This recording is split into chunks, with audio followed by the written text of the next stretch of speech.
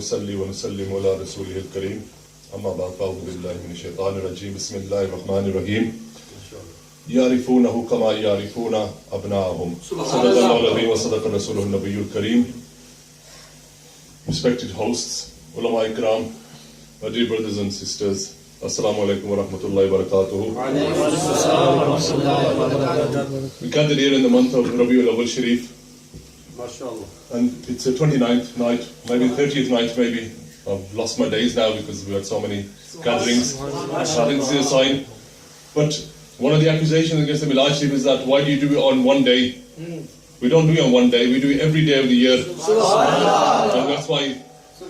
And we do that practically through our own actions, and we do it through our own heart, and we do that through these gatherings as well.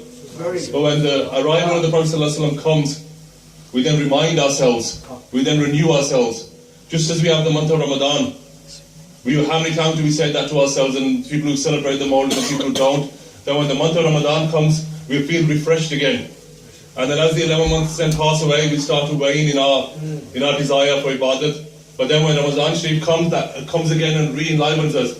Similarly, this is what Rabiul Awwal Sharif month does as well. It re-enlivens us. Although people will complain that we celebrate the Prophet ﷺ every day of the year, but when this month comes, do you or do you not feel that forever come back to you? So although the Milad happens, although we celebrate the Milad every year, there is significance in the month of Rabiul Awwal Sharif. There is significance in the day the Prophet ﷺ was born, on the 12th of Rabiul Awwal. Some people now say that we don't celebrate the 12th because we don't know for sure if it's the 12th. And some say it might be the 9th, and some say it might be 2nd. Some even say that it might be not even Rabiul Awwal Sharif.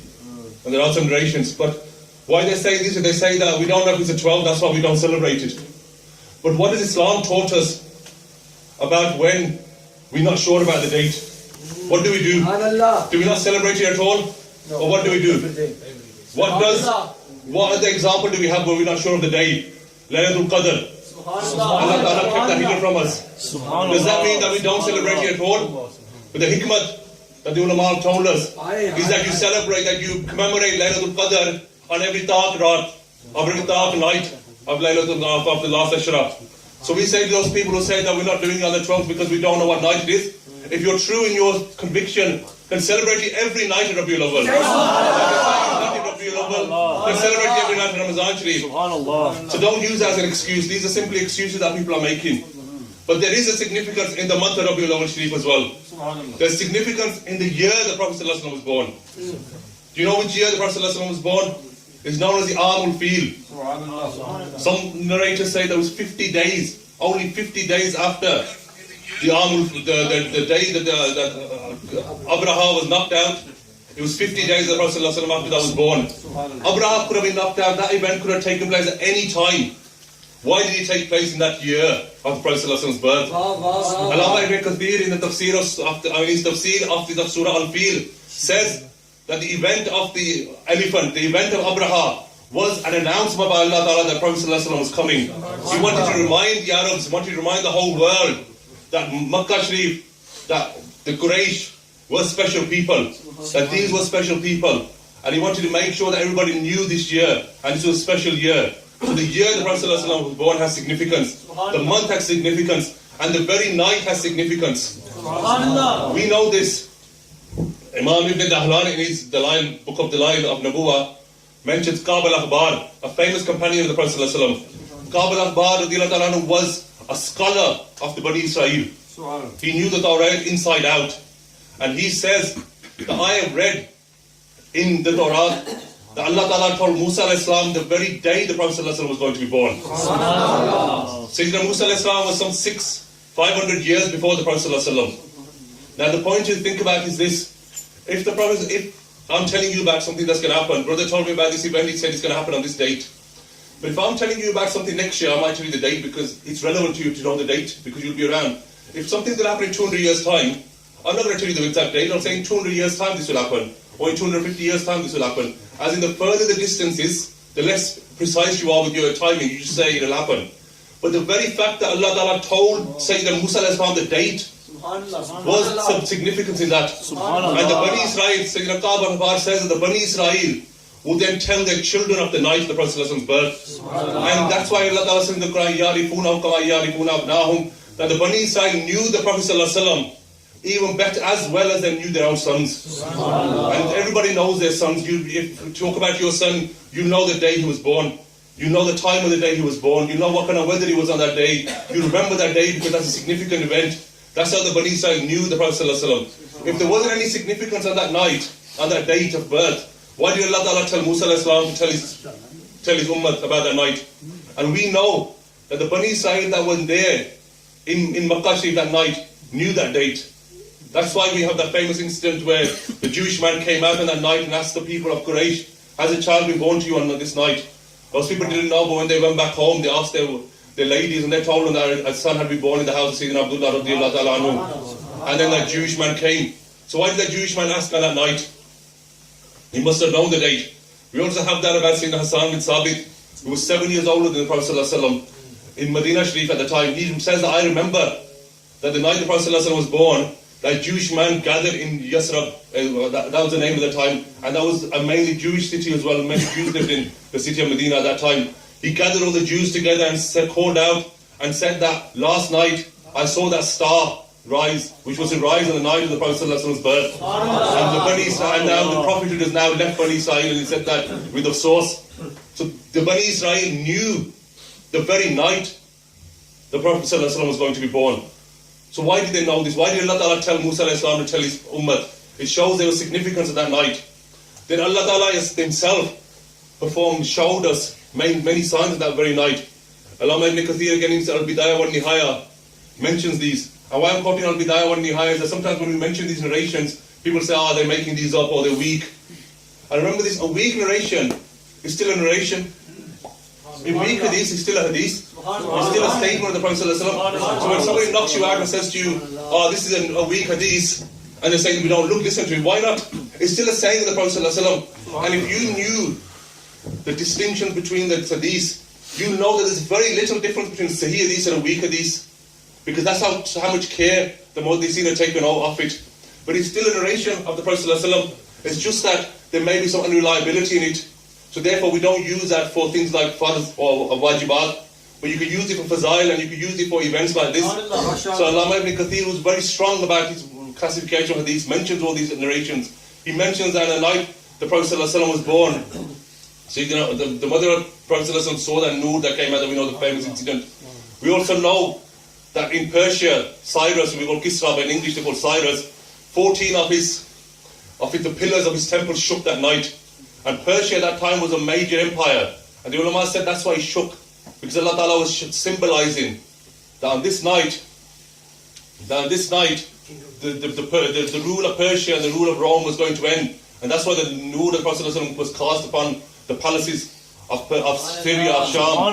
They overtook them. We also know on this side, Allama ibn Kathir mentioned that there used to be a fire temple in Persia. Because at that time they worshipped fire. And once when the Muslims came into Persia, the fire worship was moved and actually came into India. That's why you have the Parsi communities in Karachi and in Bombay. So they moved from there. But there was a fire temple there, and what they took honor of was that the fire had been burning for years and years. And Allama ibn Kathir mentioned that fire that had burned continuously for 1,000 years, on the night of the Prophet's birth, that fire extinguished. Afterwards. But Allah Ta'ala was again showing that this deen of fire was going to end. And the nur of the Prophet was about to rise on that night. So all these events happened. And the idols of the Imam mentions, they shook in the Kaaba Sharif against symbolism. And the other thing to remember for intellectual is the Milad Sharif was all about symbolism. A lot of symbolism happened that night. And that's why we put these lights on. Because that's symbolism. It's showing that out of darkness, nur came and light came. Our houses and our streets and our cities were in darkness just as our lives were. But when the Prophet ﷺ came, he brought light into this. And then we have the narration, the famous narration, where one of the Sahabi of the Prophet ﷺ said that on that night, I saw the stars come so close to the ground that I felt they were going to hit me. So you could ask, what is Allah Ta'ala's lighting? It's the stars. And those came down to the sphere. We don't have the stars, so we make up with these lights. Someone else recently said, where were these lights 10 years ago? That's what people say, where were these lights 10 years ago? As if this is a proof that it's wrong. So I say to them, where were these mosques 30 years ago? Where were these mosques 40 years ago? Where were they? And then if you were cheeky, you'd say, where were you 10 years ago? But I remember in the old days, we never had no much to read Eid namaz. We used to read Eid namaz in Bingley Hall, where they used to do wrestling. So by the time we didn't have any, not the new Bingley Hall, the old one, which is gone. But when we came into this country, we didn't have lights because we didn't think we were going to be here. We didn't have central heating in our houses. We didn't have toilets in our houses. When we first came to this country, we had to go outside at night to go to the toilet. But as we've developed in this country, we've become richer, we've become more permanent. We've then increased our iman, not increased our iman, but increased the way we express ourselves with our mosques, and our mosques have become more decorated, and all these acts have come. So as the community has matured and developed, these things we've introduced these, and we'll get more and more. I mean, how many huffaz did we have 20 years ago? How many ulama did we have 20 years ago? Not many. But now we have many now, and it shows that the community is developing, and then that's why we're carrying out more and more of these things, and they're developing. Coming back to this point, sometimes we get baffled about the question of Milaj and all these other activities that we do as Sunnis. But to remember this, if you ask a stupid question, or you ask the wrong question, you will get the wrong answer. And what these people are doing now is they're asking us on purpose the wrong question. And people do mischief. And it's mentioned in the tafsir of Surah Ikhlas that the Jews came to the Prophet ﷺ. The mushrikeen came as well and said, describe your Allah to us. What's he made out of? Is he made out of gold? Is he made out of silver? And that's understandable from the mushrikeen, because their concept of God is an idol made out of something. But then later on, the Prophet ﷺ got angry when the Jews came, and some say it was Christians, who said, tell us what God is made out of. Because the Jews and Christians have a concept of God, they have the book, so they know. So they were asking questions out of mischief. And the ulama said that some people ask you a question for knowledge, and other people ask you a silly question out of mischief. And a lot of these people asking a silly question out of mischief, they say to us that, where did Allah Ta'ala command us to celebrate his birthday? What did the Prophet ﷺ command us to celebrate his Milaj Sharif? That is the wrong question to ask. Because the Prophet ﷺ was a very humble person. And he was full of humility. Subhanallah. For example, when Prophet ﷺ, when Prophet ﷺ would come, people would stand up and he would tell them, don't stand up for me. Just as any Muslim sheikh or imam comes, he would tell you sit down. He's not telling you because it's wrong to stand up, he's telling you not to stand up because of humility. But if standing up was wrong, why did the Prophet ﷺ stand up when Sayyidina Halima came into the room? Why did the Prophet ﷺ stand up when Sayyidina Fatima radiallahu anha came into the room? So this shows that standing up in respect is part of our deen. But the Prophet ﷺ told people not to do that for him because out of humility. So a person who out of humility tells you not to stand up for him, sallallahu alaihi wasallam, would he then ask you to celebrate his birthday? Wouldn't that be a sign of honor? But he gave you enough ishare by saying that I fast on the day of Monday, I'll give you ishare. And the Prophet ﷺ gave that out of thankfulness, to you, out of thankfulness to Allah Ta'ala. And also, at that time, people did roza because it was one of the ways of showing gratitude and happiness at something. For example, people even when some of us do nazar, when we do a mannat or something, what do we say? We'll say, I'll give this much money in charity, because that's a need of the time at the moment. But at that time, people kept roza, because when you think about it, what's hard? It's a hot day. It's very hard. Which is giving more sacrifice. If somebody said keep a roza today, it's a piece of cake today.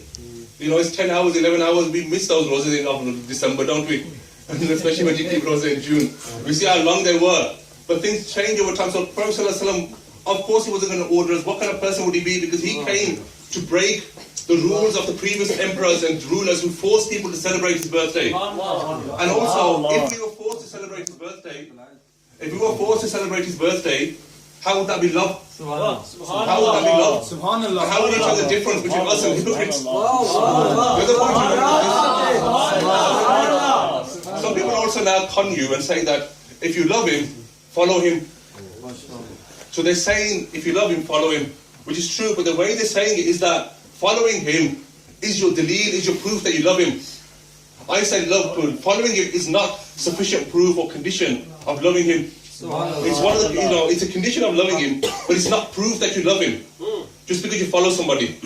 Because Because I'll give you an example. When I came here, I drove here, and I followed the laws of the land, didn't I? I drove at 30 miles an hour.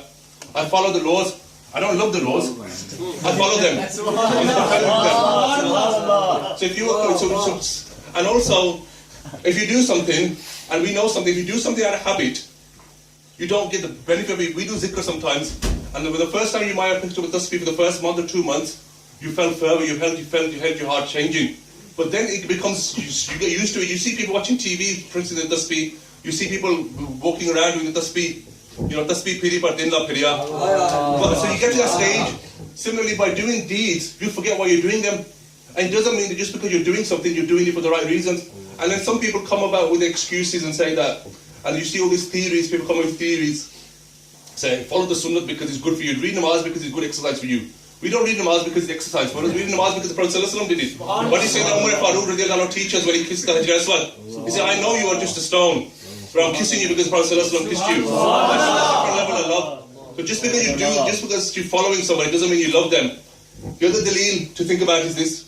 When Sayyidina Umar Farooq radiallahu anhu said to the Prophet ﷺ, and you need to read the full of this, said to the Prophet ﷺ, I love you more than everything else except myself. So first he accepted himself. He said, I love myself. I love you more than everything except myself. And what did the Prophet ﷺ say? We know what he said. He said, you're not a true believer until I am more beloved to you than everything else. So then Umar Farooq then thought about it for a while.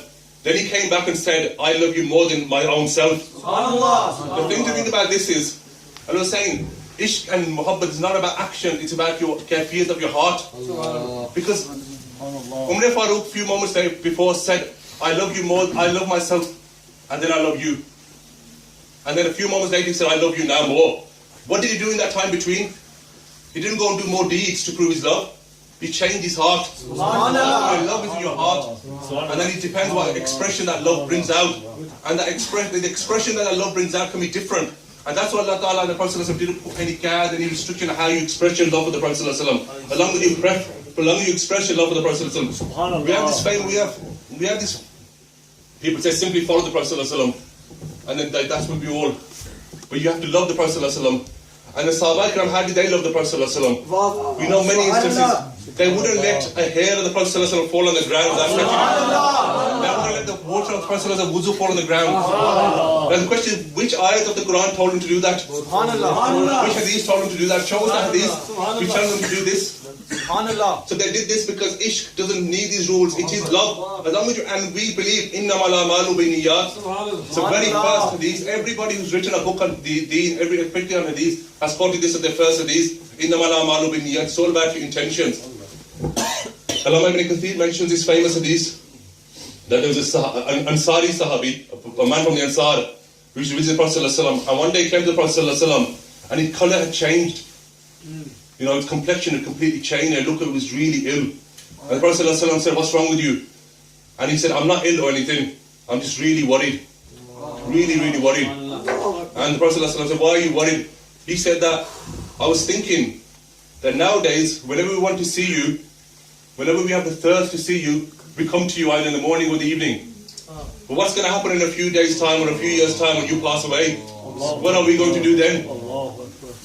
The question to think about this, that Sahabi had the Sunnah, he had the Quran. What was he worried about?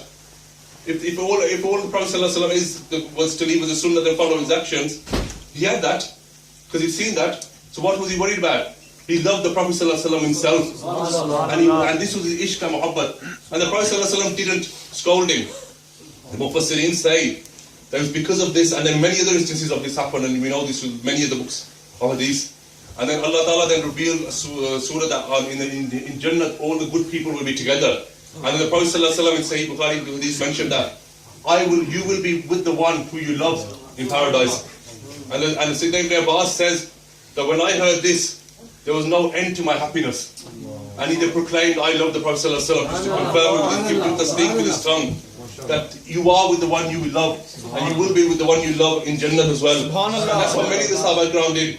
You know that famous hadith of the Sahabi, we won't got time to mention all the names, when the Prophet ﷺ said, ask, son, ask me. And what did he ask? He didn't ask for Jannah. He asked, I want your companionship in paradise. I want your companionship in paradise. Surely paradise was enough for him. But this was the ishq of the Prophet ﷺ, that he wanted this. And also, who taught him this? Who told him about this? And I think actually one narration, one of the narrations, I can't remember which one, does actually say, the Prophet ﷺ said, who told you to ask me this? And he said, I thought about it myself. So he shows that the people of ishq, as long as it's within the rules and regulations of Islam, you can be permitted to do what you want in terms of, as long as it's ishq. And as long as it is with your good intentions, you do what you need to do. So you don't let anybody stop your understanding and expressing your love for the Prophet ﷺ. Always make sure your intentions are right. As long as your intentions are right, you will be rewarded for that. And sometimes, I say now to brothers, because of all this controversy that's happening and people are getting more and more upset about it, we should do it even more. We should do it even more. You should put even more lights on.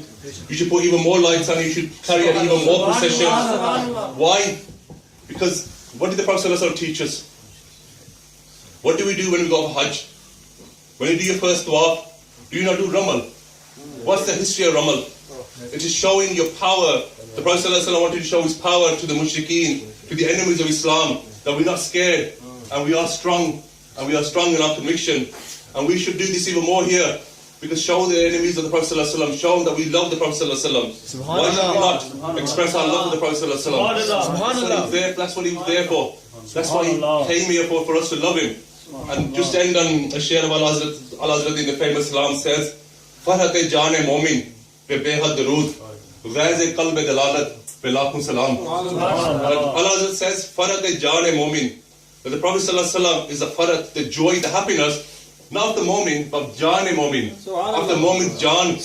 Some things like water is good on your tongue. Some things like food are good for your stomach. Some things like perfume are good for your nose. But that's about it.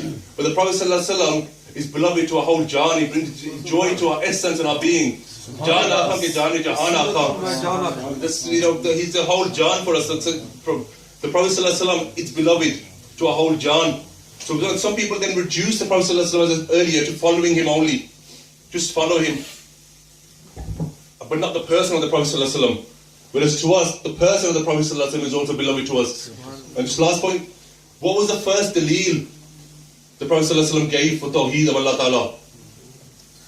Did he say that, think about it, if there were two gods this would happen, or did he give any more deleels? Did he give scientific deleels? Did he give logical deleels? No. The first deleel he gave was himself. And those people who believe in the Prophet ﷺ, they accepted his word. And those who had issues with the Prophet ﷺ, such as Abu Jahl and others, they didn't accept him because they had enmity towards him. But those who accepted the Prophet ﷺ's person, they accepted him, accepted his daleel. That's why he presented his daleel first. And those people who then take away, when some people would say, talk about the best, and talk about the Prophet ﷺ's life after the age of 40 when he announced his prophet, not before. Why not before? Actually, the life before was the first daleel of Islam, was the first daleel of Tawheed. So that's why, and that started with the Milad Sharif, and started with the deleels of the Milad Sharif, started with the miracles of the Milad Sharif, and actually started before the Milad Sharif with the events of the Amul Field, and also the ihtimam, the preparation that Allah Ta'ala did.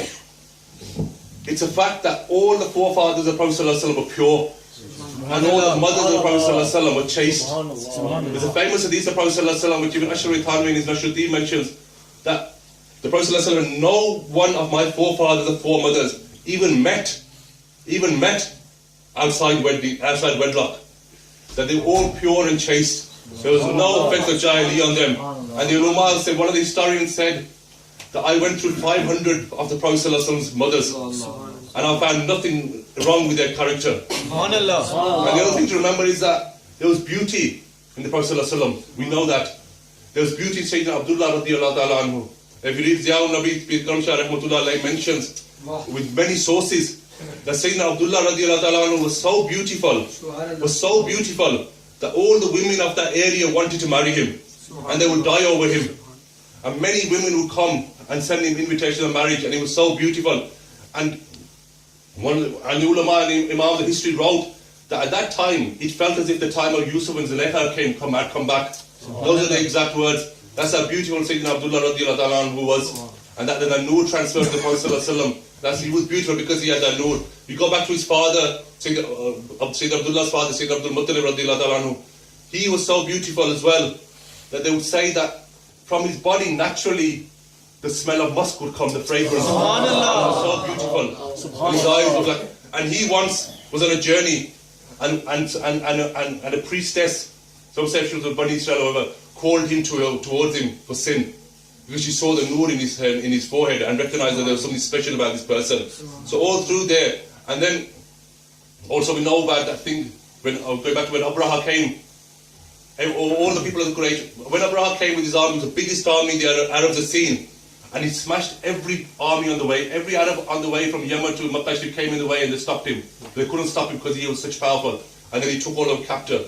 When he came to Taif, and the people at Taif, as we remember when they stoned Prophet ﷺ, when he came to Taif, the people at Taif said, we're not going to fight you, we'll join you. So you can see they were bailed off right from the start. But when they came to Makkah Sharif, the people of Makkah, Sayyid Abdul Muttalib was the leader at the time, said, we're not going to fight these people. There's no point. This is the house of Allah, Allah Ta'ala will protect it. So he told other people to go onto the mountain. But then Sayyid Abdul Muttalib went to Abraha to free his camels. And this shows the bravery that he had. But then when he entered the court of Abraha, who was sitting on his throne, as soon as Abraha saw Sayyidina Abdul Muttalib's face, and he saw the awe and the grandeur, he came off his throne.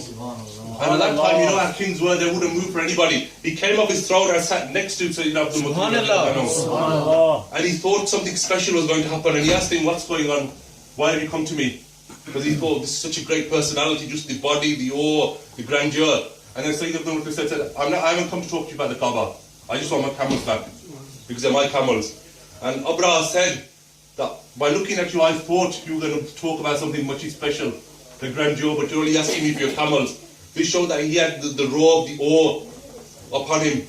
And this was then transferred into the person. So all these preparations that Allah Ta'ala made, why did Allah Ta'ala keep the lineage and the ancestry of the Prophet ﷺ pure? So that nobody could raise a finger to him. So wasn't this the Milad Sharif all the way from the start of time? That Allah Ta'ala protected the lineage, protected the nur of the Prophet ﷺ all the way through there. Don't just think that the 12th of Rabiul Awwal just happened. Great preparations happened for this night. So Allah Ta'ala and took the Misaq of Anbiya when Allah Ta'ala gathered all the Anbiya, telling what Prophet's going to come and then support him. So all through the time from day one of creation till the 12th of Rabiul Awwal, Allah Ta'ala been preparing this, telling the previous nations about him. So Allah Ta'ala told the Bani Israel about Prophet ﷺ before he came, why can't we talk about the Prophet ﷺ arrival after he came? So it just defies logic sometimes. And one thing to remember now is this. Don't get worried if we can't find the proofs for what we do. Shall I tell you why? Because these activities have become so ingrained in us, we've forgotten the proofs. Just as in many books, we've lost. You look through old books, you say that they say this happened, it's mentioned in this book, and then you can't find that book because it's become lost, nobody reprinted it, or back and up when they got burned, libraries got burned, we know that, so things get lost. It's a bit like when you drive a car.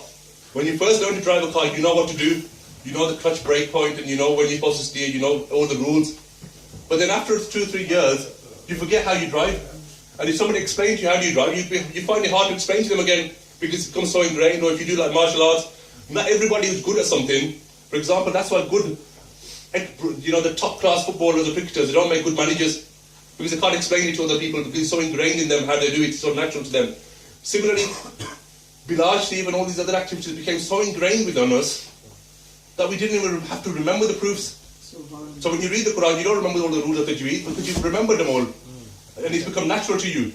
And not everybody who's a brilliant Qari could tell you the rules of Tajweed again because they don't practice them anymore. They practice practically, but they don't remember the theory. Similarly, a lot of our practices, we've got because they're so ingrained, because we never thought somebody would stand up and say, why do you do Milad Sharif? So that's why nobody wrote a book on it for years, because we didn't think anybody would stand up. But now that people are standing up and then we're writing books and that's why they're coming out again. So don't worry about it, we don't have the evidence as yet. We'll then rediscover them, ulama ikram here, we'll rediscover them and then tell you them about them. So don't worry about just ask yourself, are these the qaid of the Ahl Sunnah, are these amal of the Ahl Sunnah, were they carried out by the Aimma ikram? If they were, then that's enough for you. And then we'll worry about the proofs afterwards. MashaAllah, MashaAllah. Beautiful.